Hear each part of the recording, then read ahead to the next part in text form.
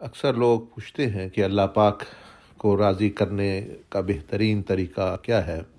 تو اللہ پاک نے انسان میں خود ہی وہ چیز رکھ دی ہے۔ اس کو پتہ چل سکتا ہے کہ اللہ پاک کیسے راضی ہوتا ہے اس سے، اور کس طرح اللہ پاک سب سے زیادہ اس سے پر راضی ہوگا۔ اور وہ یہ ہے کہ انسان اپنے دل پر غور کرے اور سوچے کہ مجھے کون سی چیز سب سے زیادہ پسند ہے۔ اب وہ جو چیز ہے وہ حلال چیزوں میں بھی ہو سکتی ہے، حرام چیزوں میں بھی ہو سکتی ہے۔ تو سوچے کہ وہ حرام کام کیا ہے جو مجھے نفس کو بہت پسند ہے۔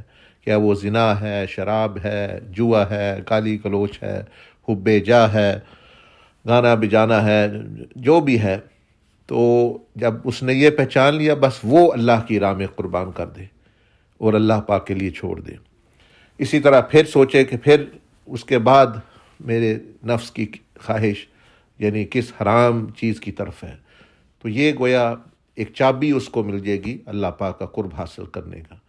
اسی طرح وہ سوچے کہ حلال چیزوں میں مال و اولاد ہے، جان ہے، وقت ہے، آرام ہے، حلال چیزوں میں مجھے کس چیز سے زیادہ محبت ہے، تو اس چیز کو بھی اللہ کی راہ میں لگائے، اللہ کی راہ میں خرچ کرے۔ تو وہ دیکھے گا کہ وہ جیسے دو پر اس کو مل گئے ہیں اللہ پاک کے قرب کی طرف، رضا کی طرف، بہت جلدی اور بہت زیادہ سفر طے ہونے کا راستہ اس کو مل گیا ہے۔ تو یہ اللہ پاک نے قرآن مجید میں فرمایا کہ انہوں نے مزین کر دی ہے دنیا کی مختلف خواہشات۔ تو یہ اسی لیے مزین کی گئی ہیں کہ ہمیں پتہ چل جائے کہ یہ ہمیں پسند ہے، اور ان کو پھر ہم اللہ جل مجدہ کے لیے قربان کر سکیں۔